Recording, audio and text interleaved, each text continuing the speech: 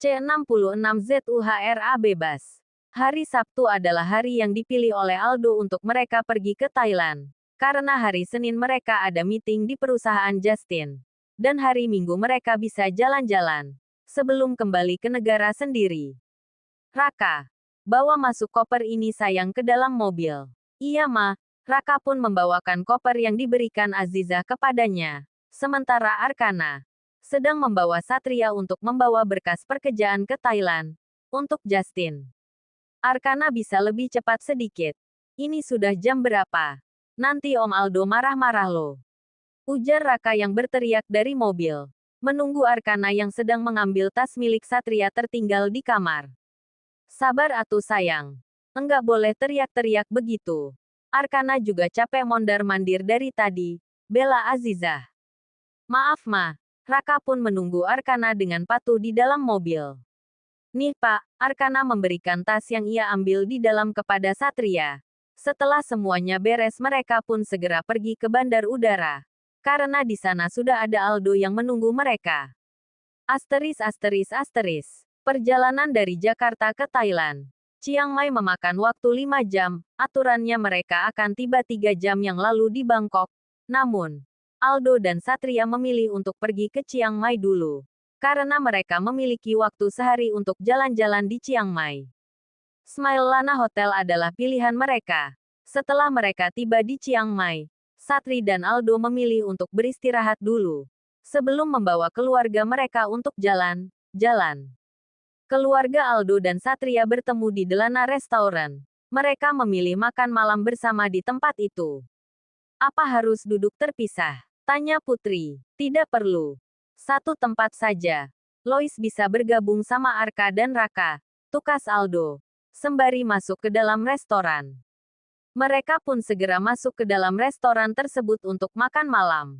Di tempat lain, selain fokus pada pendaftaran masuk sekolah SMA, Divya juga fokus mengasah skillnya di bagian melukis. Divya meletakkan ponselnya di depan.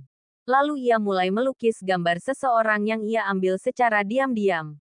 Wajah tampan pria itu selalu membuat Divya kagum.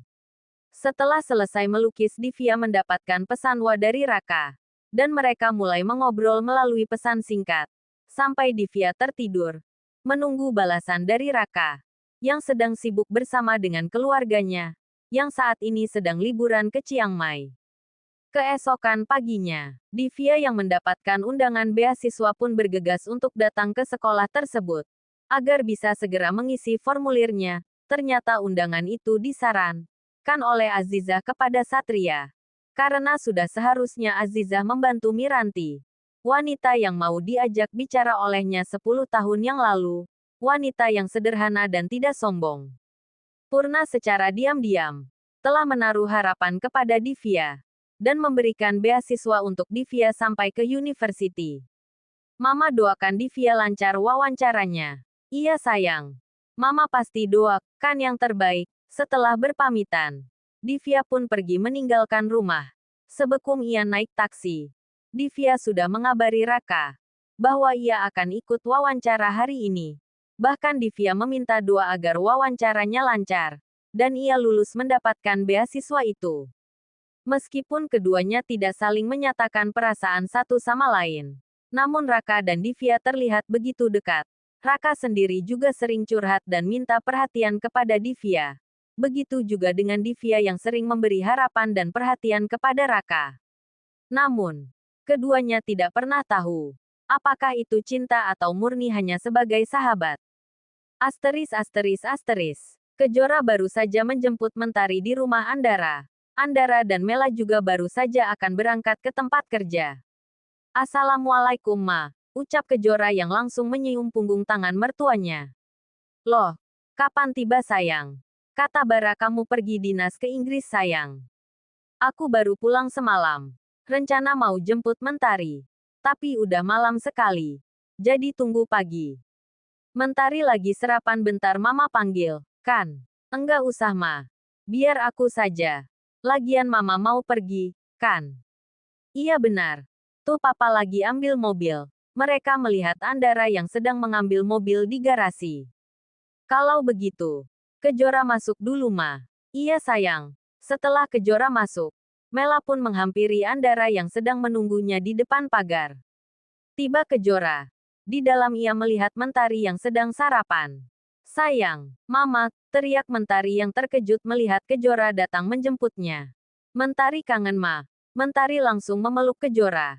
Dan begitu juga Kejora yang sudah sangat merindukan anaknya. Ia segera memeluk dan mencium kening Mentari berulang kali. Di mana papamu? Papa sudah berangkat kerja sejak pagi Ma. Papa bilang Mama hari ini pulang. Dan benar saja Mama sudah pulang. Sudah selesai sarapannya, ayo kita ke tempat Papa. Tunggu sebentar Ma. Papa pasti sudah kangen sama Mama. Hehehe. Jangan menggoda orang tua. Kejora langsung mencubit pipi Mentari.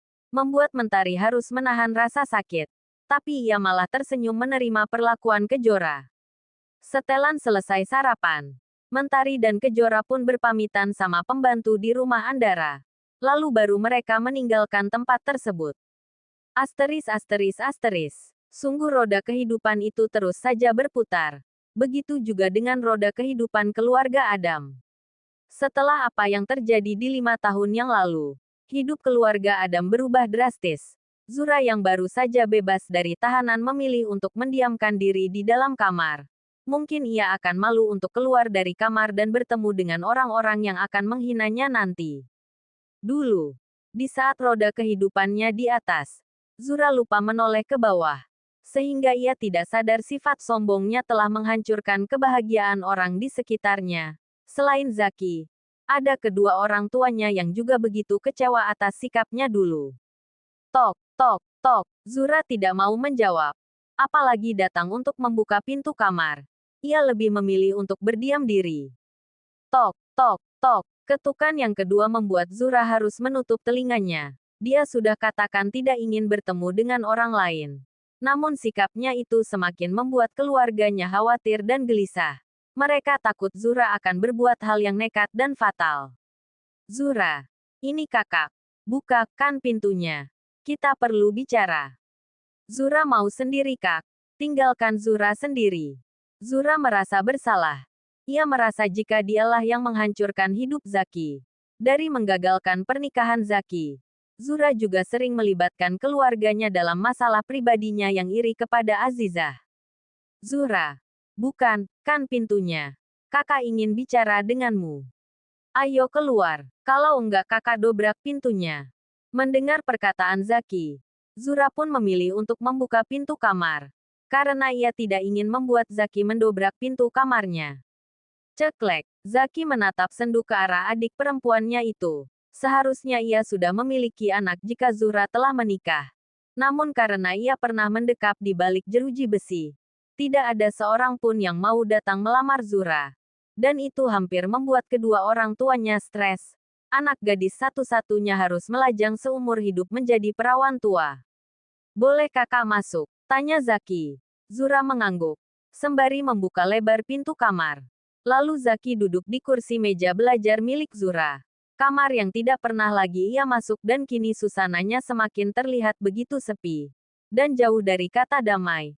Di sana hanya ada banyak kenangan yang indah. Kenangan masa lalu Zura sebelum masuk penjara. Apa yang kamu pikirkan? Tanya Zaki saat Zura duduk di tepi ranjang. Sedang memikirkan dosaku. Jawab Zura dengan jelas. Apa kamu tidak memikirkan masa depanmu? Tidak memikirkan pria yang akan menjadi suamimu kelak? Ayah dari anak-anakmu. Zura menatap sang kakak. Ia sedang berpikir. Pertanyaan bodoh apa yang sedang dibicarakan Zaki kepadanya. Kenapa kakak bertanya begitu? Apa kehidupanku seperti ini terlihat sangat menyedihkan? Bukannya menjawab, Zura malah berbalik bertanya kepada Zaki. Bukan begitu. Sejak lahir, kamu sudah membuat orang lain iri dengan kehidupanmu yang cukup baik. Memiliki orang tua yang sangat mencintaimu, pungkas Zaki. Pria ini berusaha berbicara dengan sangat hati-hati agar tak menyakiti perasaan Zura. Tapi, nyatanya aku yang iri akan kehidupan orang lain yang begitu bahagia. Aku selalu merasakan kurangnya kasih sayang. Padahal aku memiliki orang tua yang lengkap. Di mana mereka saat aku merasa keterpurukan? Di saat aku merasa dunia ini akan hancur. Di saat aku merasa kedinginan di balik jeruji besi, kakak bisa hitung. Abah dan Umi hanya datang 3 kali menjengukku di penjara. Tak terasa air mata Zura menetes, hingga membasahi piyama yang ia kenakan. Zura tidak pernah merasa seburuk itu kehidupan sebelumnya. Namun, begitu ia melangkah kakinya di kantor polisi, kehidupannya berubah salam sekejap. Tidak ada lagi baju bagus, mobil mewah, dan kasur empuk serta tidur nyenyak. Semua itu telah sirna. Zura, Zaki memeluk sang adik dengan sangat erat. Ia menenangkan Zura agar tidak lagi menangis. Jangan pernah menoleh ke belakang saat kamu akan berjalan lurus ke depan. Karena kamu tidak akan tahu, ada bahaya apa di depan yang sedang menunggumu. Namun, kamu perlu mengingat apa yang telah terjadi di masa lalu. Akan selalu menjadi pelajaran di masa depan, tanpa mengurangi rasa percaya diri kita untuk bangkit dan menjadi pribadi yang lebih baik lagi. Sungguh Zaki adalah sosok kakak yang baik untuk Zura. Bahkan Zura sendiri merasakan betapa besarnya cinta dan kasih sayang Zaki kepadanya. Zura, perlu kamu ingat, Abah bukan tidak sayang padamu, atau bukan tidak datang untuk melihat kabarmu. Hanya saja, Abah berusaha keras untuk membebaskanmu. Tapi itu tidak semudah yang kita bayangkan. Keluarga Purna telah menekan polisi agar tidak memberi jaminan kebebasan kepada kamu. Sehingga itu membuat Abah dan Umi setiap hari harus bersedih mengingat kamu yang masih berada dalam jeruji besi. Zaki menyeka air mata Zura. Jangan pernah merasa kalau kamu sendiri. Masih ada aku, Abah dan Umi yang sayang padamu. Terima kasih banyak Kak. Kamu memang yang terbaik. Zura kembali memeluk Zaki. Ada pria yang ingin ta'aruf denganmu. Apa pendapatmu? Akhirnya Zaki memberikan diri untuk bertanya. Aku tidak ingin menikah Kak. Mendengar jawaban Zura membuat Zaki tersenyum. Kamu takut? Pria itu tidak bisa menerimamu. Iya. Zura tidak berani menatap netra Zaki. Pria itu menerimamu dengan baik. Ia tidak mempermasalahkan masa lalumu. Yang ia tahu, kini di masa depan hanya ada kalian berdua, tidak ada masalah yang lain. Ungkap Zaki. Zura masih mencerna ucapan Zaki barusan. Karena ia tidak mau salah mengambil keputusan. Zura. Bagaimana? Tanya Zaki. Saat melihat Zura yang tak memberi jawaban kepada Zaki. Jika Abah dan Umi setuju, maka Zura juga setuju. Karena kakak, Abah dan Umi pasti tahu yang terbaik untuk Zura. Jangan pernah menyesalinya ya Zura. Karena telah memilih keputusan ini. Iya Kak. Zura ikhlas lahir batin. Mendengar jawaban Zura, membuat Zaki tenang. Dan ia sangat berharap jika Zura sepenuhnya telah berubah.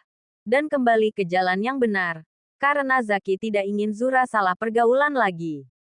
Kalau kamu setuju, maka kakak akan mengundang pria itu untuk datang melamarmu. Karena kakak sudah sangat yakin dengan pilihan kakak ini. Apalagi jika dia bisa menerimamu dalam keadaan buruk. Maka dia adalah pria yang bisa membimbingmu ke jalan yang benar. Amin. Semoga ini jodoh Zura yang diatur oleh Allah. Amin. Setelah semua urusannya selesai dengan Zura, Zaki pun berpamitan kepada Zura untuk kembali ke kamarnya. Sebelum ia menutup rapat pintu kamar itu, sekali lagi, Zaki menoleh dan tersenyum kepada Zura, yang masih duduk di tepi ranjang. Di luar kamar Zura, Zaki merogoh ponsel yang ada di dalam saku kokonya. Lalu ia menghubungi seseorang yang diyakini adalah orang yang akan bertaaruf dengan Zura, sang adiknya. Assalamualaikum, ucap Ustaz Zaki. Begitu panggilan terhubung. Waalaikumsalam. Ustaz, ada apa? Tanya seseorang yang dihubungi oleh Zaki.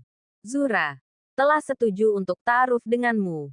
Jadi kapan Anda berencana untuk datang kemari?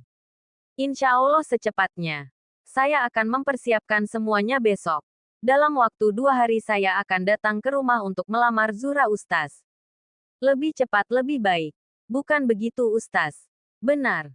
Kalau begitu, sampai bertemu nanti di hari lamaran Ustaz. Saya doakan semoga Allah mempermudahkan jalan Ustaz. Amin. Saya pun berharap begitu. Assalamualaikum. Waalaikumsalam. Panggilan pun terputus. Zaki segera menyimpan kembali ponsel di dalam saku kokonya. Lalu ia menuruni satu persatu anak tangga. Zaki harus memberitahu Abah dan Umi mengenai kabar baik yang telah direncanakan olehnya sejak dulu. Meskipun ia sendiri belum menikah. Zaki sangat menginginkan jika Zuhra yang lebih dulu menikah dan berumah tangga. Setelah itu ia baru akan memikirkan kebahagiaannya.